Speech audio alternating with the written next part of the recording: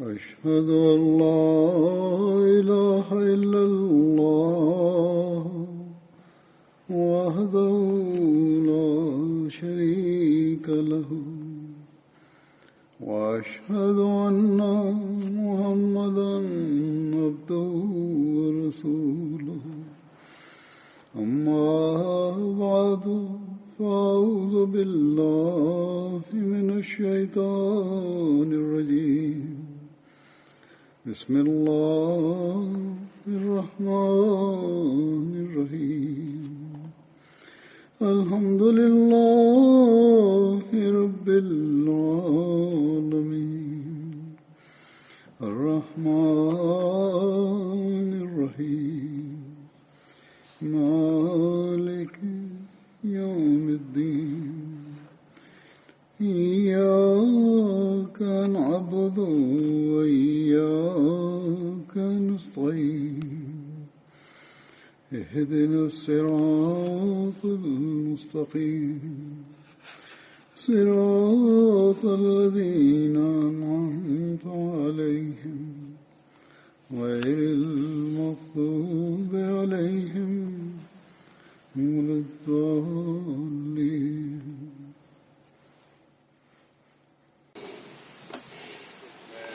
Şu anda ben bazı merhumlerin zikrini yapacağım. Geçen günlerde vefat ettiler onlar. Onlardan her birisi değişik mesleklere sahip idi. Değişik meşguliyetleri vardı. Bilgisel seviyeleri değişik idi. Fakat bir tek şey onlar arasında müşterek idi. Dinlerini dünyadan üstün tutmak, bu konuda verdikleri sözü kendi yeteneklerine göre yerine getirenler idiler. Hz. Mesih Maud Aleyhisselatü Vesselam'ın biyetinin hakkını eda edenler idiler. Ahmediye hilafetine kamil vefa ve ihlas alakaları vardı. Kul hakkını eda edenler idiler. Ve şunu ispat edenler idiler. İslamiyet'in güzel talimatını amel ettirmek için Yüce Allah Hz. Resulullah sallallahu aleyhi ve sellem'in gerçek aşığını gönderdi, Mesih Aleyhisselam'ı. Onun fiili şekli gerçekten onlarda bulunuyordu. Merhumlarda. Ben söyledim ki bir tek şey müşterek idi, bir tek değil, birçok özellikler onlar arasında ortak idi. Onların olaylarını dinleyerek şu yakin kalbimizde uyanıyor. Şu çağda bunlar, bu işler, bu vasıflar Mesih Aleyhisselatü Vesselam'ın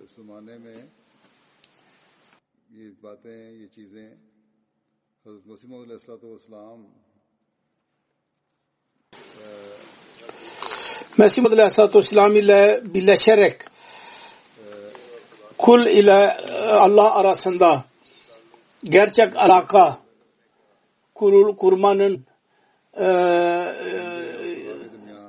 yolunu biz öğrenebiliriz.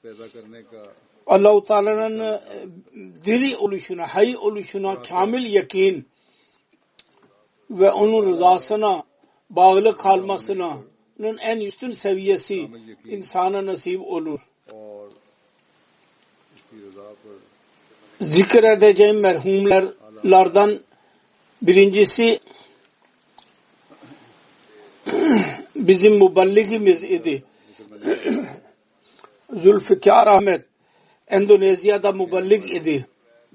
21 Nisan günü 42 yaşında vefat etti. İnna lillahi ve inna ileyhi raciun. Merhum 24 Mayıs 1978 sene günü doğdu Kuzey Sumatra'da. Annesinin adı Şehrol Tamanik idi. Dedesinin adı Şahnur Tamanik idi. Merhumun ailesinde Ahmediye cemaati dedesi vasıtasıyla onlar girdiler. 1944 senesinde Mevlana Zeyni Dahlan vasıtasıyla biat etti. Ahmadiyyat का नफूस Merhum अल्लाह के जरिए से हुआ था। Muballig Silsila Zülfikar Bey मौलाना ज़ैनी ज़ैलान 1997'den 2002'ye kadar Cami Ahmediye Endonezya'da tahsil gördü. मुबल्लिग सिलसिला Orada साहिब kurs ने nispeten az idi o devirde. 2002 तक 18 sene ondan sonra değişik yerlerde muballik olarak course hizmet etmek kendisine nasip oldu. जमाने में इनको 18 साल फिर उसके बाद मुख्तलिफ जगहों Ondan sonra değişik bölgelerde muballik olarak पर सरंजाम में hizmetlerde bulundu. अता हुई। Bıraktığı akrabalarda bir eşi vardır. Meryem Siddika Hanım. 4 tane çocuğu vardır. Cazip, Ayşe, Havla ve Hera Fatma. Khairan Nasir. इनकी एक एहलिया है बर्मा मरियम सदीका साहिबा Khayra Nasira. 15 yaşından en küçük, en büyük ve 15 yaşında en küçük çocuk 8 aylıktır. Hepsi Vakfe No programına katılmışlardır. Bizim Mirajdin adlı bizim Rabbimiz anlatıyor. Zülfikar Bey çok çalışkan bir murabbiydi. Her nerede görevlendirilirse हमारे मुबल्लिग Tabiye, राजदीन साहब irtibat kurmak, Zulfikar साहब बहुत ही कामयाब और मेहनती मुबल्लिग थे। जहाँ भी tebliğ işlerini en güzel bir şekilde ifade ederdi. कायम करने Her bir kimseyle yumuşak konuşurdu ve hepsiyle dostane alakası vardı. Her ne zaman görüşe gülümser yüz ile karşılaşırdı. Hiçbir şey talep etmezdi. Daima मसूफ हर एक dua etmeyi nasihat ederdi. Ve bu özelliktir vakfe zindagide olmalı. Onun ruhunda olmalı. Daima किसी चीज का eğer bir şey istiyorsak Allah'tan istemeli. Hiçbir talepte bulunmamalı. यही Ve bu olağanüstü bir özelliktir. Her vakfe zindagi onu elde etme çalışmalıdır. कि हमेशा Merhum Allah-u Teala'nın lütfuyla अल्लाह से मांगे öyle muballiklerden birisiydi ki इंतहाई onlar çok biat ettirdiler. जरूरत है जो हर वक्त Ve cemaat nizamına göre मसूफ Celsaya dahi gelmek nasip oldu kendisine. में शामिल थे Ameli sahada daima güzel plan ile işlerini yapardı. और इस वजह से आपके Onun için काम के तहत her yerde başarıyı elde ederdi. यहाँ जलसे Aynı şekilde 2018 में Asim Bey murabbi bana yazıyor. Onun özelliklerinden bahsederek birçok özelliğe sahip idi. Salih bir kimseydi. की वजह से आप Muhlis ve ferma इसी तरह boyun eğen. मोइन साहब Uzun zamandan beri hastaydı. Cemaat की खूबियों का hizmetlerini daima üstün tutardı. Her ne zaman नहायत साले इंसान थे मुखलिस diyor ki फरमाबरदार Riyao vilayetinde iş yapıyordu. Diyor ki ben yanına gittim. तरजीह देते थे मरहूम जब Asif Bey मरहूम जब kendisiyle birlikte onun altında gözetimi altında iş yapmak nasip oldu. तो आसिफ साहब कहते हैं कि मैं उनके पास गया Güzel bir şekilde iş yaptırırdı. Asif साहब को उनके साथ Hükümet ve değişik kurumlarla kuvvetli alakası vardı. O yüzden birçok defa değişik üniversitelerde konuşma yapmak kendisine nasip oldu. Bunun dışında kendi काम करवाते थे गवर्नमेंट के सूबे की मुख्तलिफ vilayetinde kayıp olmuş olan nesilleri tekrar çağırdı. जैसे आगू Ve bu işi devam ettirdi. Tekrar geri almak. Onlara cemaati konusunda bilgi vermek. बहुत सारी Bir cemaati 20 sene sonra tekrar kurmak nasip oldu kendisine. Kaybedilen cemaati. जिम्मेदारी रखी और एक लोकल जमात Nesilleriyle alaka kurmak için थी वो तकरीबन kayık vasıtasıyla küçük adacıklara gitmek gerekiyordu. Bir adacıktan öteki adacığa 1,5-2 saatlik mesafe olurdu ve hasta olmasına rağmen से राब्ता कायम करने के लिए çaba gösterirdi ve derdi ki ne kadar gücüm varsa ben son nefese kadar hizmet etmeye devam edeceğim. Ve bu yolculuk sonucunda 4 aile Allah-u Teala'nın lütfuyla cemaate girdiler. और मरीज होने के बावजूद Diyaliz yüzünden kan tahlili yapılıyordu hastanede. आखिरी Lokal bir iclasa katıldı hizmetçiler, hudamla sordular niye eziyet çektiniz? Cevap verdi ki ne ana kadar bende can varsa ben cemaatin bütün programlarına katılmaya çalışacağım. Tabii ki ben hastayım. Fakat benim arzum şudur ki ben daima din hizmeti işleriyle meşgul olayım. Budur bir vakfe zindaginin hissi, bu böyle olmalı. Gerçek bütün vakfe zindagilerde olmalı. Küçük küçük şey üzerinde perişan olmamalıdırlar. Aynı şekilde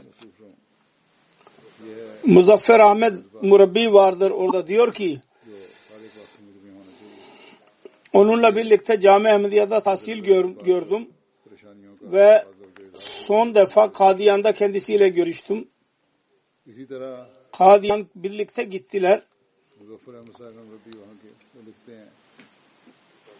Bu sene belki de gittiler. Kadiyan'a gitmeden önce merhum çok hastaydı. Dua ediyordu. Allah-u Teala bana uzun ömür versin ki Kadiyan'a gidebileyim. Derdi ki Beytullah'ta umre yapmak bana nasip oldu ve halife ile görüşmek fırsatı dahi elime geçti. Şimdi Kadiyan'ın ziyaretinin hasreti vardır. Allah-u Teala'nın lütfuyla onun bu arzusunu dahi tamamladı. Ve Kadiyan'ın ziyareti kendisine nasip oldu. Bu sene celsa olmadı fakat ondan önce birçok kimse oraya ulaşmış idiler. Böylece onlar orada hür bir şekilde ibadet etme kendisine nasip oldu. Murabbi diyor ki Kadiyan'da çok aşırı derecede soğuk vardı. Çok hastalandı. Bu yüzden acele geri gitme gerekti Endonezya'ya. Fakat bu durumda dahi iyi iradesi tamamlandı. Beytü dua ve Mescid-i Mübarek'te camide namaz kılmak ve dua etmek nasip oldu kendisine. Sonra diyor ki ben onun kendisine yürüyen sandalye ile Beşti Makbara'ya da götürdüm. Orada da dua etti. Çok çalışkan bir murabbiydi. Hastalığa rağmen hiçbir zaman zayıf düşmedi.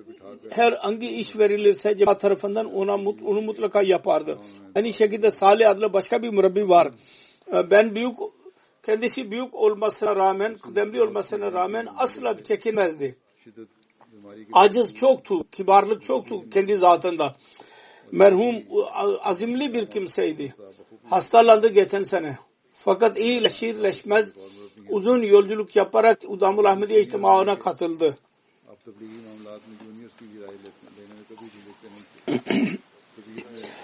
Bosuki Bey diyor ki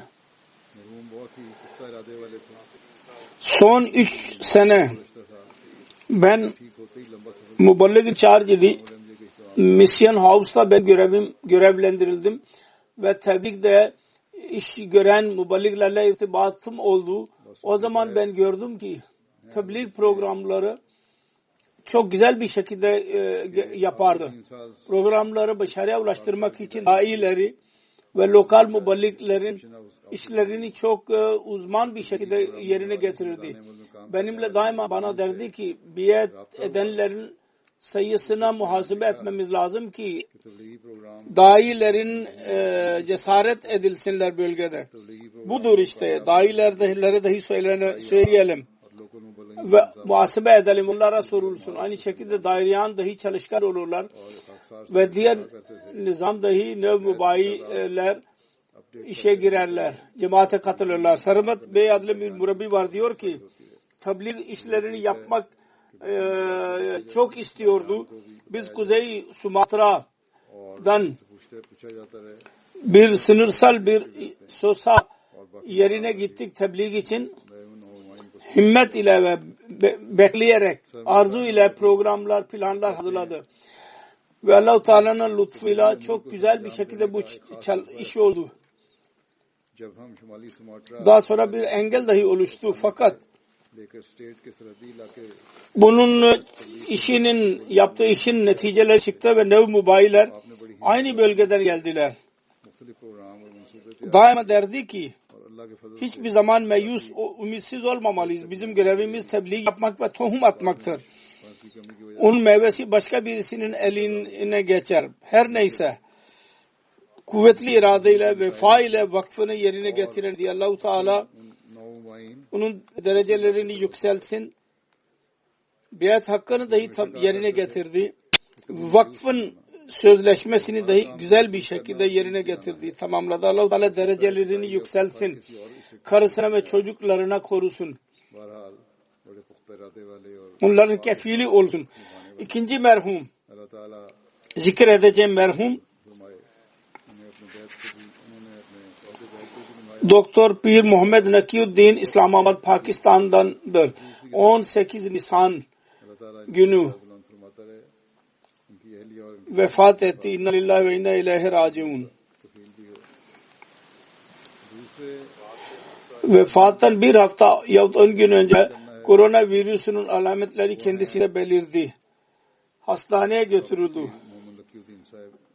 Önce iyileşti fakat 18 Nisan günü bozuldu tekrar ve ICU'ya götürüldü ve akşamleyin vefat ederek Allah-u Teala huzuruna çıktı. Bıraktığı merhum arasında karısı ve bir oğul ve 4 tane kız vardır. Hepsi evlidirler ve kendi evlerindedirler.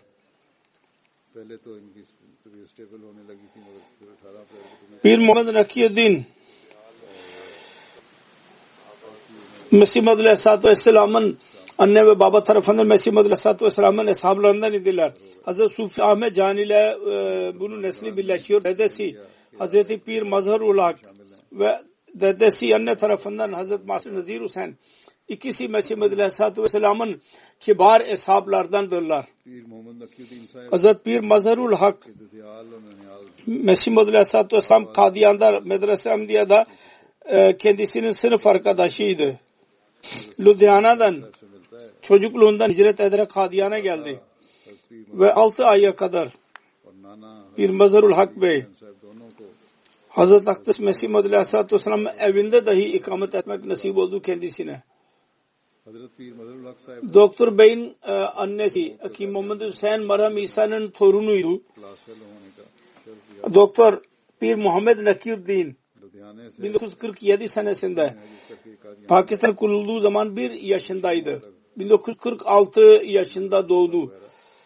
74 yaşında vefat etti. Ailesiyle birlikte Kadiyan'a hicret ederek Lahor'a geldi.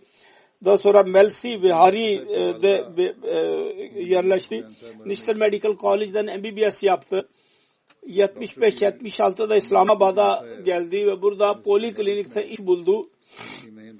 Uzun zaman orada görev yaptıktan sonra işini bırakarak İran'a gitti.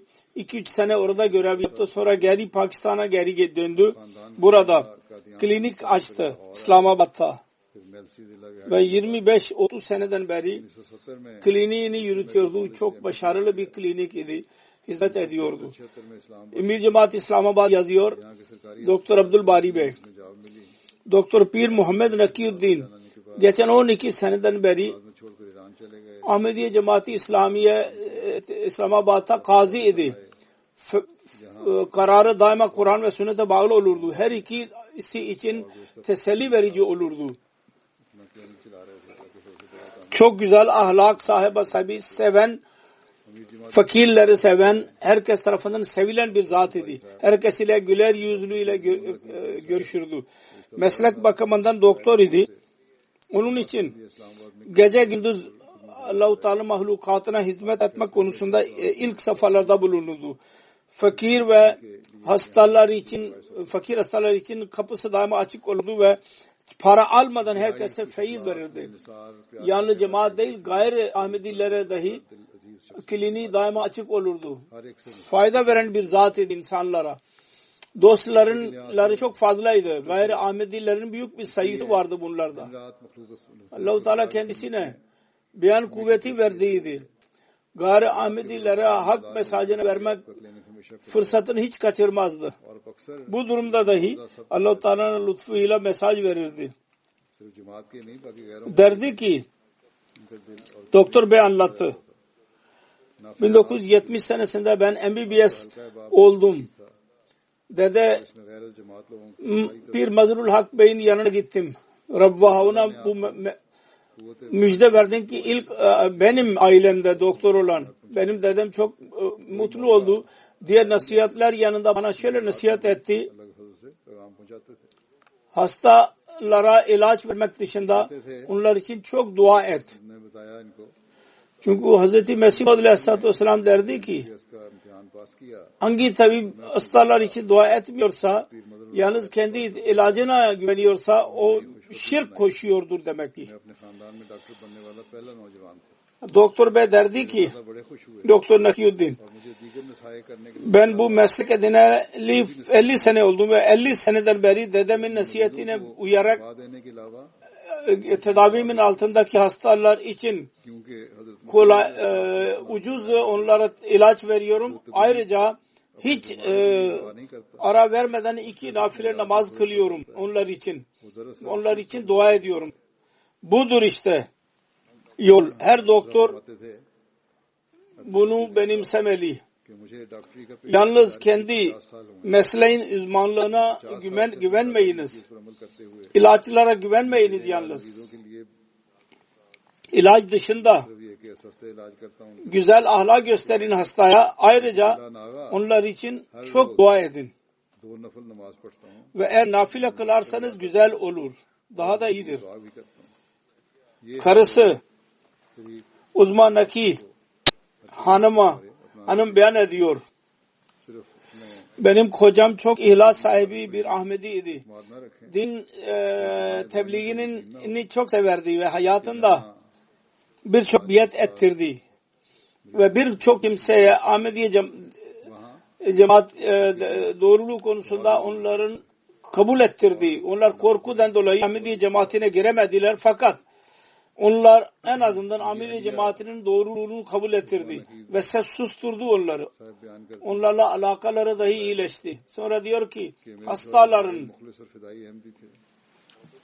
bu sevgi yüzünden hastalara olan yazdı ki hastalar için daima 2 rekat nafile kılardı. Veba günlerinde dahi kliniğe giderdi. Benim hastalarım perişan olmasınlar. Hasta olduktan sonra, ateşi çıktıktan sonra gitmeyi terk etti. Bunun özellikleri vardı, hastalara bakmak ve onlar için dua etmek. Bu vasıflarla birlikte iyi bir oğul, örnek bir koca, örnek bir baba ve kardeşlerine iyi bakan ve insanlara hizmet eden bir insan idi. Diri Allah ile bir alakası vardı. Çok dua eden bir zat idi. Hayyu kayyum Allah onların dualarına cevap ederdi. Diyor ki bizim bir kızımız evlendikten sonra birkaç sene çocuk vermedi Allah-u Teala. Onun için çok dua ederdi. Bir gün, bir gece onun evinde kaldı. Sabahleyin çıktı teheccüd zamanında abdest alarak yahut namaz zamanında biraz eğildi. Sorması üzerine dedi ki burada bir çocuk vardı, keşfen olarak gördü onu. Bir çocuk gördü. Zannettim ki düşmek üzeredir. Onun için eğildim onu yakalamak için. O olaydan birkaç zaman sonra Allah-u Teala lütfetti ve onun kızına oğul verdi. Doktorla falan beklemiyorlardı.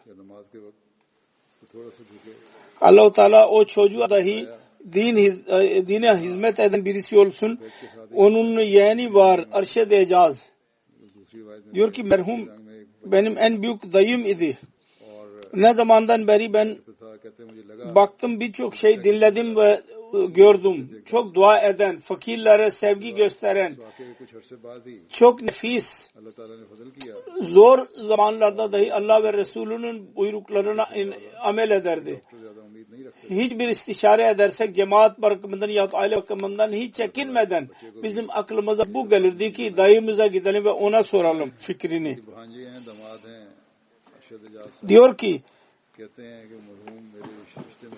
Doktor Bey hakkında başka bir keşif, başka birisi de belki biliyor olacak. MT hakkındadır. Diyor ki 2010 senesinde बेनफ्स Daha mobil भाई नफीस cep telefonları yoktu bugünkü. ने भी खुदा और रसूल के अहकामात O kadar geniş değildi.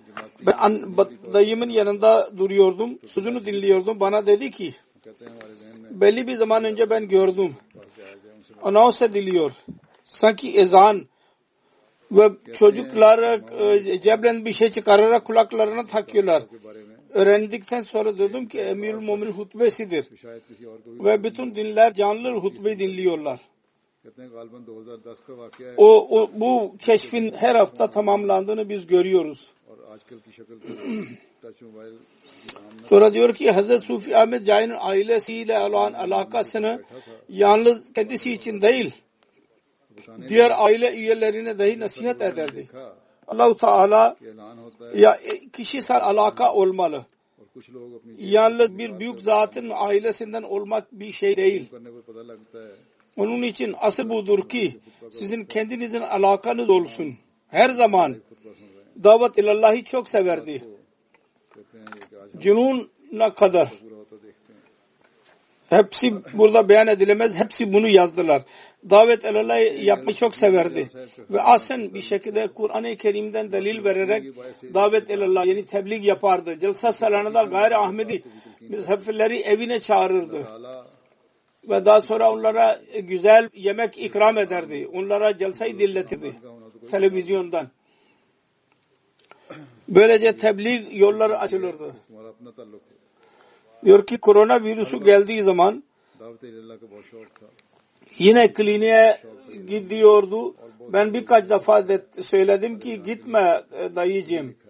Daima derdi ki eğer doktor evde oturursa hastalar nereye gitsinler? Sonra delil verdi ki ben cevap veremezdim. Delillerin cevabı yoktu bende. गैर जमात है आपको Ve çok hasta olduğu zaman dahi kliniğe giderdi. और फिर पुर्तकल्लुफ खानों से उनकी तवाज़ु भी करते हैं Daima derdi ki biz hizmet için buraya geliyoruz. Bir görevdir ki biz onu ifa ediyoruz. Yalnız para kazanmak bizim gayemiz değil. कहते हैं जब कोरोना वबा आई तो मामू ने क्लिनिक जाना बंद किया Onun kızı var Amrin, phone करके उन्हें बताया जाने को Ayşe. जाना जाए कहते थे कि अगर डॉक्टर घर बैठ जाएं Diyor ki benim babam लाजवाब हो जाता था şefik ve dua eden bir babaydı. Her konuda daima dua etmek, Allah ile alaka kurmayı nasihat ederdi. और हमेशा यही कहा करते थे कि हम तो खिदमत के लिए यहाँ आते हैं Diyor ki biz her ne zaman dua için dersek devam ederdi ki kendin dua et, ben de dua edeceğim. Sonra Allah'tan yol bularak derdi ki şöyle bir rüya gördüm. Ya öyle Allah-u Teala bana bunu söylemiştir. Meslek bakımından binlerce kimse mesihlik yaptı. Bedava ilaç tedavi ederdi. Hastalardan az ücret alırdı. Fakirler kendisine gelirlerdi tedavi için. Benim babam Kur'an idi, yürüyen Kur'an. Hangi konuda Kur'an'dan yol istersek hemen ayet okurdu, tercümesini de beyan ederdi ve bize nasihat ederdi. Sonra hilafete olan o kadar sevgisi vardı. MTA'de bir saatlik hutbe gelmeye başladığı zaman hemen anten aldı, çanak aldı ki MTA'den dinleyelim hutbeyi. पेशे के लिहाज Ve से हजारों की मसले bu sevgi yüzünden हजारों का मुफ्त Celsa Sanana günlerinde son konuşma var ya Amirül Muminin konuşması birçok gayri Ahmedi'yi çağırarak onlara diletirdi. Evine çağırarak. फिर लिखती हैं Bütün Celsa'nın चलता फिरता Quran işlemlerini onlara gösterirdi ve güzel yemek hazırlatırdı. Ve derdi ki Mesih Muhammed Aleyhisselatü Vesselam'ın misafirleridir bunlar. और समझाते Sonra onun kızı इस कदर मोहब्बत थी diyor ki जैसे ही MTA पर Zahide Hanım çocukluğundan beri bize namaz, Kur'an ve oruç tutmak tam zamanında çanda eda etmek, sadaka ve herat nasihatini yaptı.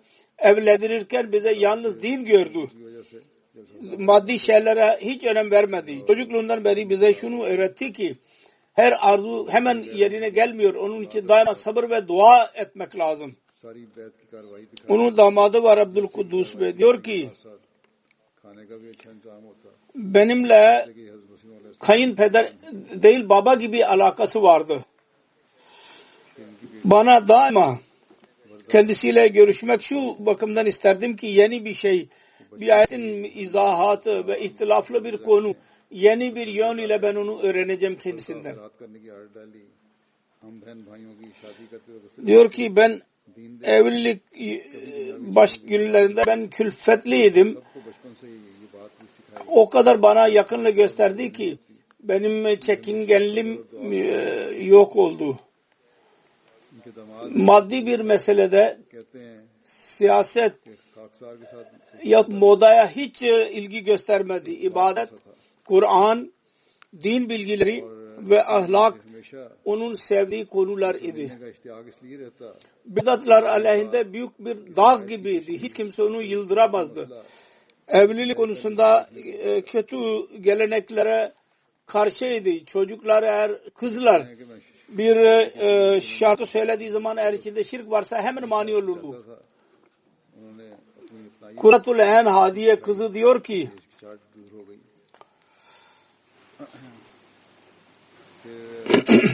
bana nasihat etti. Hiçbir zaman kalbinde bir kin tutma. Senin kayınların senin kendi akrabanlarındır. Onlara eziyet verme. Hiçbir zaman. Sonra dedi ki kızına iyi ile iyi olmak bir kemal değildir. Asıl şudur ki kötüye karşı iyi davranalım ve bu talimattır. İslamiyet'in talimatı. Bu konuda Mesih Muhammed Aleyhisselatü Vesselam'ın bu çağda bize nasihat etmiştir. Budur güzel ahlak ki diğerler size çekecek.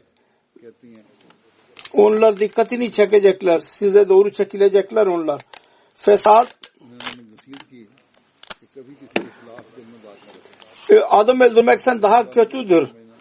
Onun için doğru olduğunuz halde yalancı gibi küçüklük gösterin. Varlık. Mesih Muhammed Aleyhisselam bu nasihat etmiştir bize. Ve bu nasihatler eğer anne baba çocuklar derlerse güzel bir toplum oluşabilir. Oğlu bir Muhyiddin Bey diyor ki ben rüya gördüm. 4. halife bizim evde ders veriyor. Ben de oradayım. Bana muhatap olarak dedi ki bu ev değil derdir, kapıdır. Bundan feyiz buluyorsun. Bu kapıyı asla bırakma. Bana muhatap olarak dedi ki senin baban Veliullah'tır. Sonra dedi ki senin baban Veliullah'tır. Fakirlere bakardı. Birçok aileye aylık verirdi. Erzak, ilaç ve tahsil masraflarını üstlenirdi. %50 hastaya beleş ücret almadan onlara bakardı. Sonra bir damadı beyan ediyor. Kur'an-ı Kerim'i çok severdi.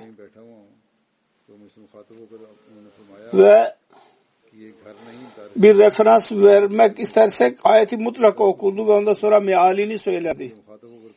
Birisi derdi ki Mirza Ghulam Ahmed'in bir mucizesi gösterin Gari Ahmediler. Derdi ki ben mucizeyim. Mükemmel bir Ahmediydi. Mesih Muhammed Aleyhisselatü Vesselam kendi cemaatinden ettiği beklentilerin misdakı idi. Onun zatında bu vardı.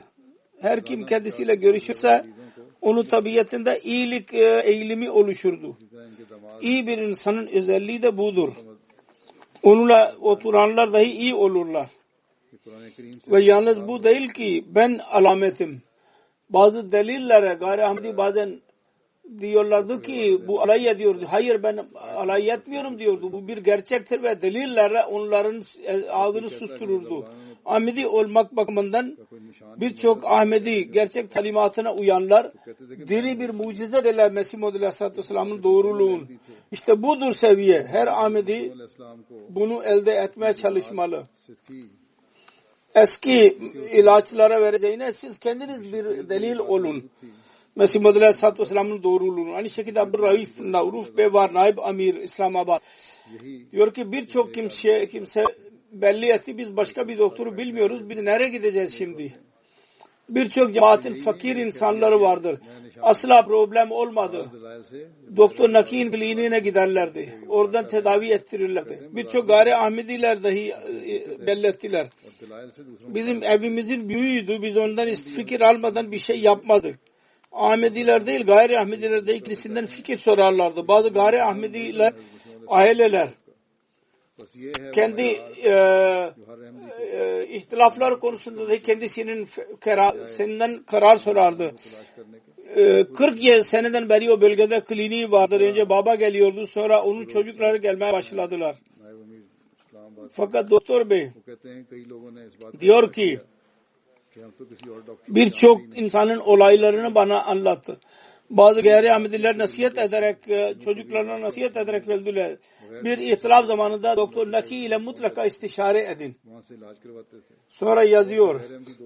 Geçen sene 2019 senesinde son cumada doktor benim büroma geldi cumadan sonra. Kapıyı kapatarak bana dedi ki sana bir şey söyleyeceğim. Benim karım yandığını biliyor. 4 gün önce ben rüya gördüm. Bir savaş meydanı var. Orada naaşlar var. Ben orada duruyorum. Ben de şehitlerden, niye şehitlerden değilim? Mesih Muhammed Aleyhisselatü Vesselam'ın seri geliyor. Her kim 5 yara alırsa şehit olacak. Ben arkaya baktım. Mesih Muhammed Aleyhisselatü Vesselam yüksek bir şekilde ordu kumandanı gibi duruyordu. Ben saymaya başladım. Yaraları 4 yara gördüm. Çizgiler gördüm. Sonra uyandım. Bunu anlamı olacak. Diyor ki aklıma geldi ki çanda bakmak lazım, muhasebe etmem lazım. Diyor ki ben tembellik yaptım. Ertesi gün ben sabah namazı için kalktım. Kalbimde kuvvetli bir şekilde düşünce geldi ki hesap niye yapmadım ben şimdiye kadar. Giderek hesap yaptım. Gerçekten bir kısım hesap dışındaydı. Diyor ki 11 milyon rupilik çek verdi mal sekreterine ve diyor ki ben o günden beri çok istiğfar ediyorum. Onun bir yeğeni var. Aziz Rahman Bey. Mucibur Rahman'ın avukatın oğlu. Diyor ki birkaç defa çocukluk ve büyüklük olaylarını dinledik. Çok olaylarda anne babanın dualarıyla doktor oldu. Öyle bir yer dahi gördü ki kağıt satın almak için, iş yapmak için para olmazdı. Kullanılmış olan zarfları kullanarak, onu açarak onlar üzerinden not tutardı. Aynı şekilde köyde tahsil görürken hesap doktoru yoktu, matematik. İkinci köye giderek orada matematik hocadan ders alırdı. Ve köye gelerek kendi çocuklarına, sınıf arkadaşlarına dahi ders verirdi. Namaza bağlılık alışkanlığı anlatıyor. Küçük iken bir gün kendisi ve kız kardeşi yatsı namazı eda etmeden girdiler. Nasıl bunlar alıştılar? Bu güzeldir. Annem sordu, namaz kıldın mı? Uyudu. Evet ben kıldım dedi. Gece yarısı anne tekrar kaldırdı ve ağlıyordu. Doktor Bey'in annesi, sen namaz konusunda bana yalan söyledin. Allah-u Teala keşfen bana söyledi. Namaz kılmamışsın. O günden sonra diyor ki biz hiç namaz bırakmadık. İşte bu olmalı. Ahmedilerin, annelerin dahi durumu böyledir. Öyle terbiye etmelidirler. Dua ediyordu. Dua etti. İçtenlikle Allah-u Teala manzara gösterdi. Senin çocukların namaz kılmadılar. Onları uyandır. Ve ağlayarak çocuklarını uyandırdı. O kadar etki oldu ki biz hayatımız boyunca namazı terk etmedik. Referans daima Kur'an'dan verildi. Derdi ki Kur'an ile alaka olmazsa Mesih Muhammed Aleyhisselatü Vesselam'ın beyatının hakkını veremeyiz. Mesih Muhammed Aleyhisselatü Vesselam'ın geliş gayesi Allah ile diri alaka kurmaktır. Aynı şekilde Doktor Ataur Rahman onun yeğenidir. Diyor ki Kur'an-ı Kerim üzerinde çok düşünürdü. Kur'an-ı Kerim'in derin bilgisine sahibiydi. Uzun ayetler ezbere biliyordu. Pakistan'ın bugünkü duruma rağmen katı muhalifleri eve çağırarak celsanın iyi gösterirdi ve onları tebliğ yapardı. Onlar etkilenirlerdi. Allah-u Teala merhumun derecelerini yükselsin. Bundan sonra zikir Muharrem Gulam Mustafa Bey zikrini yapacağım. Burada Londra'daydı. Ondan sonra Tilford'a geldi. Rızakar gönüllü görevliydi. Privat sekreterin ofisinde. 25 Nisan günü vefat etti. 64 yaşında. İnna lillahi ve inna ileyhi raciun. 1976 senesinde biat etti. Ve 1986 senesinde camiye geldi ve mescide kaldı ve vakf ricasında bulundu. Tahsili fazla değildi. Onun için belki de vakf kabul edilmedi. Fakat bir vakf zindagi gibi iş yapmaya devam etti. Önce mutfakta, sonra büroda. Öyle ki kendi işi yüzünden işi yaptı, Allah-u Teala lütfetti. Eli boş idi, Allah-u Teala bereket verdi. Birçok ev satın aldı. Ve böylece Allah-u Teala bereket verdi. Fakirlere dahi satın aldı. Cemaat için dahi para verdi. Ancak vakfe zindagi olarak ben diyordum öyle kaldı ki daha önce dahi onun belki alışkanlığı böyle olacak. Benim zamanımda dahi bürodan iş için gitse de diğer ülkeye dahi giderse ya uzun zaman tatile girerse büroya gelmemek için daima benden izin alırdı. İzin istiyorum. Çünkü filan yere gidiyorum. Ve vakf-ı zindagi gibi iş yaptı ve derdi ki vakıf değilim fakat ben kendimin vakfı olduğunu düşünüyorum. Her neyse büyük vefa ile verdiği sözü tamamladı. Vakf-ı zindagi tamamladı. İster vakf idi ya değil idi. Camide otelde gönderildi iş yapmak için. Orada bulaşık garson görevini verildi fakat onu sevmedi ve bırakıp geri geldi. Dedi ki ben düşündüm. Bu işten daha iyidir. Bana hükümet para veriyor. Bir iş yapmadan Mesih Muhammed Aleyhisselatü Vesselam'ın bulaşıklarını yıkayayım. Doktor Veli Bey ile mutfakta iş yaptı. Sonra koruma görevlisi olarak dahi görev yaptı. Belli bir müddet. 1993 senesinde 4. Halife Rahimahullah PS ofiste ona görev verdi ve o günden bugüne kadar söylediğim gibi güzel bir şekilde görevini ifa etti. Merhum Musi'ydi.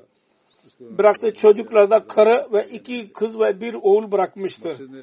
Karısı Mahmuda Nusret Hanım diyor ki benim Mustafa Bey'in aşağı yukarı 34 sene bizim alakamız devam etti. Birlikte kaldık. Ben şehadet edebilirim ki her iş Allah için yapardı. Birçok vasıfları sahibiydi. İyi bir koca, dost ve kardeş idi. Akrabalara bakan, çok her insanı yardım etmeye çalışan, çok korumasız, korkusuz, cesur bir insanı da hilafeti seven bir zat idi. Derdi ki ben Pakistan'da biat ettiğim zaman kendime söz verdim. Ben daima hilafete yakın kalacağım. O zamana kadar bir vesile yoktu elinde. Fakat Allah-u Teala'nın lütfuyla sözünü yerine getirdi. Allah-u Teala onun malzeme dahi, imkan dahi verdi. Mal fedakarlığını çok severdi. Diyor ki benim oğlum doğdu. Ben ona dedim ki ben düşündüm. Ben yarı mücevherimi cemaatime vereyim. Hemen dedi ki yarı niye veriyorsun? Hepsini ver. Bütün mücevherleri cemaate ver. Diyor ki ilk günlerde cami yapmak Afrika için talep edildi. Evde yoktu. Her ne kadar para biriktiriyorsa caminin çantası için verirdi. kendi zatı için cimriler gibi बहुत दूर harcardı fakat diğerler için harcamak için hiç düşünmezdi. खिदमत करने वाले Dini daima üstün tuttu. Gerçek mümin gibi. Din ve dünya her ikisini kazandı. थे कि जब मैंने Her işte benimle beraber tuttu ki her şey bileyim. किया था कि Daima bana güvendi tam olarak.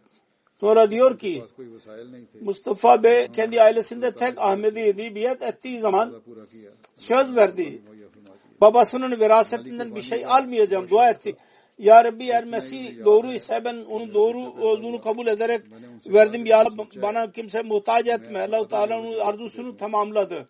Ve ispat etti ki senin biat etmen gerçekten doğrudur.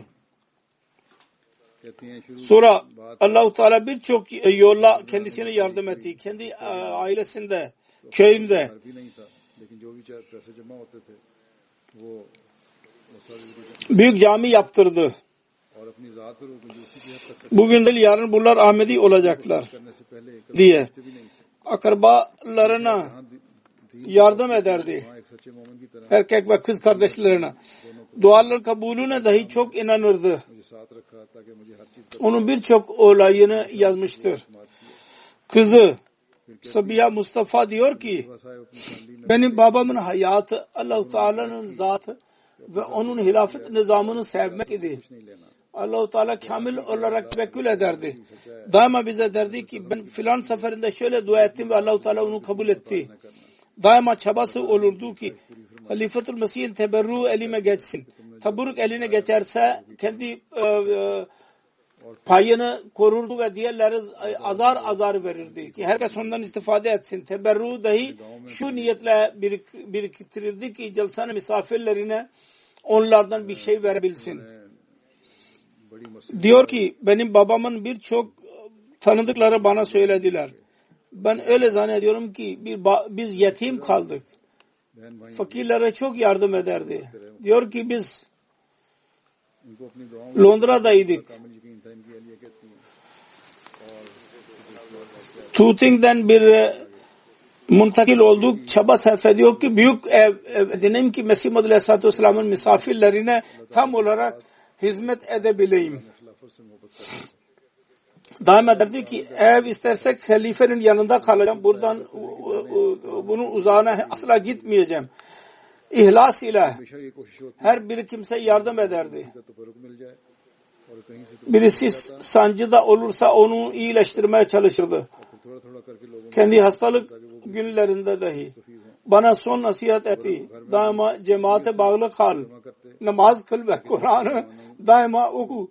तो भी इसमें से Allah-u Teala daima senin yanında olacak. कहती हैं कि İkinci kızı var, büyük kızı. बहुत सारे वाकिफकारों ने मुझे Küçük kızdan bahsettim. Şimdi büyük kız diyor ki फिर यतीम हो गए benim babam bir köyden geldi. Fazla tahsili yoktu. Fakat onun düşünceleri, usulleri büyük tahsil görmüş olanlardan dahi ileri seviyeye götürdü. Birçok gördü ki erkek ve kıza eşit yer veriyorlar. Kızların asla ağır oldukları, yük olduklarını görmedi. Her kimin kızı olduysa o başarıya ulaştı diyordu daima. हमेशा कहते थे घर लेना है Şimdi rahat günleri başladı, iş günleri bitti. Kızına ve oğullarına eşit olarak terbiye verdi. Asla eksiklik bırakmadı. Bununla birlikte कोई दुख evlat seviyesine rağmen kul hakkı ve Allah hakkını hiç eksik bırakmadı. Bayram olsun yahut bir düğün olsun asla namazı terk etmedi. Allah-u Teala'ya tevekkül vardı. Bilirdi ki hiçbir iş bekide kalmayacak. Fakat eğer düşünüyorsa yalnız şunu düşünüyordu ki की दूसरी बेटी हैं ibadet terk etmekten dolayı Allah bana gücenmesin. Oğlu Sarfraz Mahmud diyor ki biz बेशक मेरे वालिद Tooting'deyken ज्यादा पढ़े लिखे नहीं थे लेकिन इनके ख्यालात namaz için camiye götürürdü beni. Hiçbir zaman bırakmadı. Eğer camide kılamazsak cemaat ile birlikte evde namaz ederdi. Hayatında derse ki her ne şey istersen Allah-u Teala'nın zatı var onu tamamlayabilen. Eğer namaz vakti olursa her şeyi bırakıp namaz kılardı. Oğlu diyor ki 15 yaşına kadar beni beraber sabah namazına götürürdü camiye. का फर्ज बखूबी निभाया Sonra onun duaları idi. Onun bereketlerini biz elde ediyoruz. उन्होंने औलाद से मोहब्बत के बावजूद Ve camiden geldiği zaman बात को पीछे नहीं छोड़ा, namazdan sonra किसी की शादी हो या कोई और काम हो, muhasebe ederdi. खुदा पर तवक्कुल था, Yoklardı. जानते थे Ben camiye gittim mi gitmedim. Eğer tembellik yaparsam derdi ki Allah Teala ve fazlık yaparsan zarar senindir. Allah Teala senin namazlarına muhtaç değil. Herkes kendisi için namaz kılar. Hastalık yüzünden ben ambulans çağırdık. में रहा करते थे, उस वक्त भी Yüksek sesle nefes alıyordu. Ayakta namaz kılıyordu yine. Yatarak değil ve oturarak değil. कि हम सब मिलकर Hastaneye giderken merdivenlerden iniyordu. Sık sık dedi ki namaz ve cemaat imamın arkasında zamanında eda et. Daima. तो बाकी हर काम Misafirperverlik Mesih Madri Aleyhisselatü Vesselam biz 40 dakikada misafirlerimiz olurdu. Burada camiye yakın geldi. Küçük bir evdi. Orada dahi 25'e yakın vardı. O evde dahi misafirlere yer vermek हमें हासिल हो रही हैं। büyük zor bir işti. Fakat mutlu bir şekilde yapardı. Sordum ona birkaç defa. Dedi ki biz efendim geçiniyoruz. Misafirlere evimizi onlara havale ediyoruz. Daima derdi ki din ve dünya her ikisini birlikte götürmeliyim. कभी सुस्ती हो जाती Bu iş kolay değil. कि अल्लाह ताला से Dünyadaki bir mesele olursa daima dinini dünyadan üstün tutardı. Çocuklarına dahi aynı nasihette bulundu. Daima şu nasihette bulundu ki bizim her şeyimiz Allah ve cemaatinin emanetidir. Bizim görevimizdir ki onu koruyalım. Bu emaneti bu niyetle çoğaltalım ki bu cemaatin işine yarasın. Daima nasihat ederdi ki çanda konusunda az eksik davranma. Ayın birinci gününde çadayı verirdi.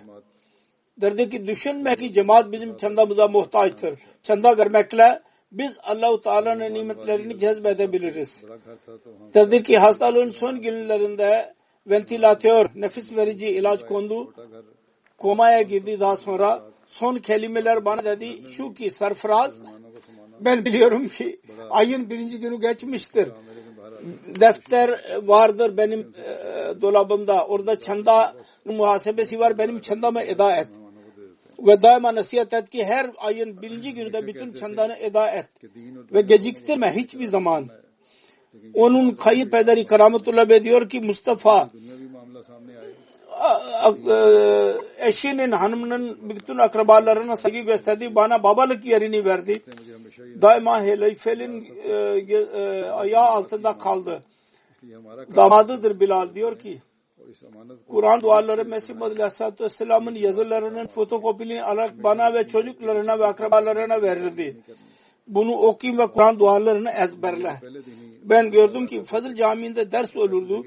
Onun fotokopisini alarak eve tekrar okurdu. Ve herkese verirdi ki okuyalım. जरूर कर सकते हैं Ve cep telefonuyla onun resmini çekerek akrabalarına dahi gönderdi. Onlara telefon ederek sorardı. Okudular mı, okumadılar mı? Tebliğ yapardı böylece onlara. Faraz Çok misafirperver birisiydi. मेरी अलमारी Genel günlerde hemen hemen her gün birisini eve getirirdi. हिसाब किताब लिखा Celsa günlerde 24 saat cemaat misafirler gelip giderlerdi. हमेशा याद रखना कि हर महीने की पहले रोज Derdi ki her birisi sormaya gerek yok. Kendi evin gibidir ve gel ne zaman istersen. Mesih Madri Aleyhisselatü Vesselam'ın misafirlerine के रहनी रिश्तों özellikle भाया çok üstünlük gösterirdi daima. दिया Benim kapılarım açıktır derdi. Birisi bir defa gelirse celsa günlerinde ertesi gün başka yerde kalırsa çok perişan olurdu. Belki bir eksiklik oldu. Ben misafirperverlik yapamadım onun için gelmedi. Sonra eğer fırsat bulursa zorla onu eve getirirdi. इसको पढ़ो और अपनी दुआओं को याद करो कहते मैंने देखा Diğer maddi dünyadaki işleri öyle कि काफी हासिल कर sıraladı ki namaza mani olmasınlar. İşleri bırakarak camiye gelirdi namaz için. Aynı şekilde onun kayın biraderi var Suheyl Ahmet Çavdari. Diyor ki öyle bir zat idi ki üç şey cünun gibi severdi. Deli gibi bir ibadet, ikincisi hilafeti olan alaka ve üçüncüsü misafirperverlik. Mustafa kardeşimizin evi Mesih Madri Aleyhisselatü Vesselam'ın misafirleri जलसे के दिनों में तो mihman gibi olurdu. Büroda her gün kendisiyle karışırdık. Büyük işler sahibiydik. Cesur, iyilerde ilk adım atan, fakirleri seven, misafirperverler, çanda veren, her iyi işi yapan herkesten zorla ağlamaya çalışan ve ben yapayım diyen birisiydi. Güzel buydu. Fahim Ahmet Batti privat sekreterinde gönüllüdür. Diyor ki 1992 senesinde iş yapmaya başladı. O günlerde çalışan az idi. Durmadan iş yapardı ve faal bir çalışkan idi. Birçok özelliklere sahibiydi. İlk olarak bariz hilafet, derin sevgi ve itaat ve küçük şeylerde halifeden yol sormak. Mal bolluğunu verdi. Daima zikrederdi ki bu büroda çalışmak ve bu bereket bununla bu nasip oldu bana. Doktor Tarık Bacva bana diyor ki 1981'den beri biz dost idik. Ahmediye cemaatine girdikten vefatına kadar yakından gördüm ben onu. Birçok özelliklere sahip idi. Allah-u Teala'ya güvenen ve hilafetin aşığıydı. Sind'e gelerek bir akrabanın yanında kaldı. Burada duruşmalar açıldı. Kendisi elinde Pencap'ta. Oradan geldi. Polisten kurtularak. Her neyse Ahmedi cemaatiyle tanıştı. Ve 3 seneye kadar tebliğ işi devam etti. Bu arada dahi onların Ahmedilerin camiinde durmadan ezan okurdu. Çok ezan okumayı çok severdi. Sonunda bir rüya gördü. Ve hemen biat etti. Rüya şöyle dedi ki 3. halife evine teşrif buyuruyor. Ve gülümseyerek diyor ki 2 huddam lazım bana. Sonra Selim Bey ve buna işaret ederek diyor ki bir sen gel ve bir sen gel. Sonra biat etti. Biattan önce cemaatin içtimalarına katılırdı. Biattan sonra İhlas'ta çok ilerledi. Soru cevap meclislerinin dinlerdi ve diyordu ki ben gayri Ahmedi mollalar için kendim yeterliyim, benim önümde duramazlar. Tebliğ yapardı, hutbeler dinlerdi. Birçok defa umre yapmak nasip oldu kendisine.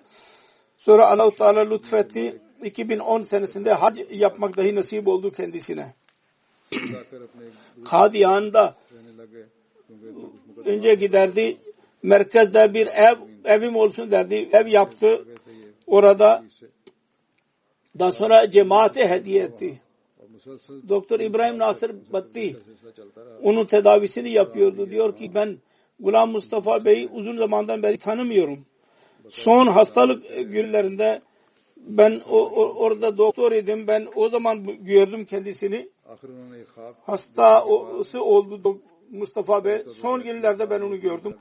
Bu küçük zamanda öyle bir şey var ki ben zikredilmeye değer şeyler gördüm kendisinde. Koronavirüsü hastalığının şiddeti olmadan Allah-u Teala rızasına bağlıydı. Ben hatırlıyorum yanına geldim. Muhatap olarak dedim ki hastalık yüzünden belki tedavi edilemezsin. Şifa bulamazsın. Belli bir müddet sonra sessiz kaldı. Sonra dedi ki Allah-u Teala ne isterse ben ona razıyım. Asla bir üzüntü amaresi yoktu yüzünde. Mutmain idi.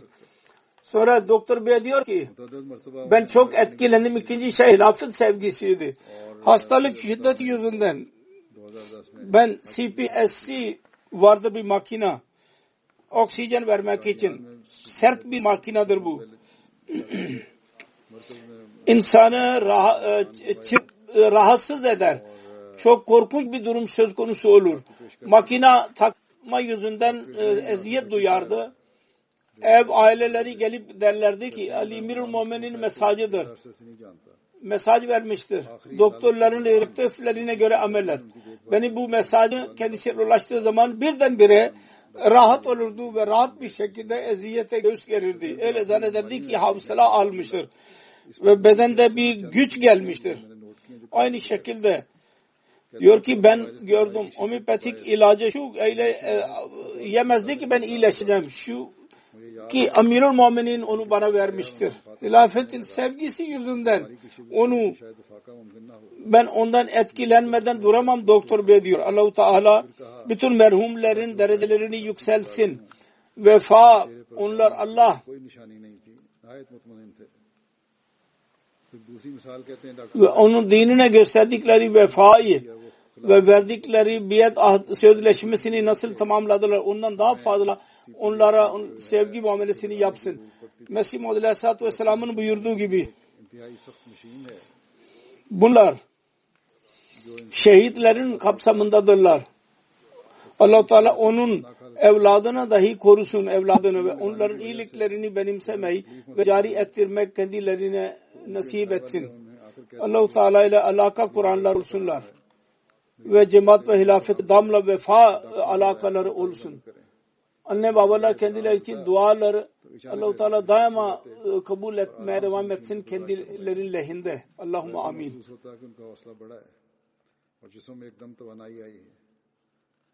और इसी तरह कहते हैं कि मैंने देखा है कि होम्योपैथिक दवाई इसलिए नहीं खाते थे कोई फाका होगा सिर्फ इसलिए कि इनको मैंने नुस्खा तजवीज़ किया था और खिलाफत से मोहब्बत और वफा का ताल्लुक ऐसा बेमिसाल है। डॉक्टर साहब कहते हैं मैं इससे मुतासर हुए बगैर नहीं रह सका। अल्लाह ताला तमाम मरहूमीन के दर्जात बुलंद फरमाए जो वफा उन्होंने खुदा ताला और उसके दीन के साथ की है और जिस तरह अपने अहद बैत निभाने की कोशिश की है अल्लाह ताला इससे बढ़कर इनसे प्यार का सलूक फरमाए। हज़रत मसीह अलैहिस्सलाम ने जैसा फरमाया था ये लोग शहदा में शामिल हैं। अल्लाह ताला इनकी औलाद को भी अपनी हिफ्ज़ व अमान में रखे और उनकी नेकियां अपनाने और जारी रखने की तौफीक अल्लाह ताला अता फरमाए। अल्लाह ताला से ताल्लुक़ पैदा करने वाले हों और जमात और खिलाफत से हमेशा वफा का ताल्लुक़ रखने वाले हों और जो वालिदैन ने इनके लिए दुआएं की हैं उनको हमेशा अल्लाह ताला इनके हक़ में कबूल फरमाता रहे।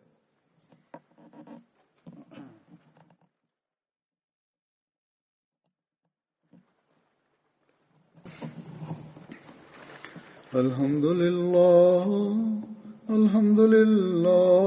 नहमदुहु व नस्तईनुहु व नस्तगफिरुहु व नु'मिनु बिही व नतवक्कलु अलैहि व नऊज़ु बिल्लाहि मिन शुरूरि अनफुसिना व मिन सय्यिआति अअमालिना मन यहदिहिल्लाहु फला मुदिल्ल लहु ومن يضلل فلا هادي له ونشهد أن لا إله إلا الله ونشهد أن محمدا عبده ورسوله عباد الله رحمكم الله إن الله يأمر بالعدل والإحسان وإيتاء ذي القربى وينهى عن الفحشاء والمنكر والبغي يعظكم لعلكم تذكرون واذكروا الله يذكركم وادعوه يستجب لكم ولذكر الله أكبر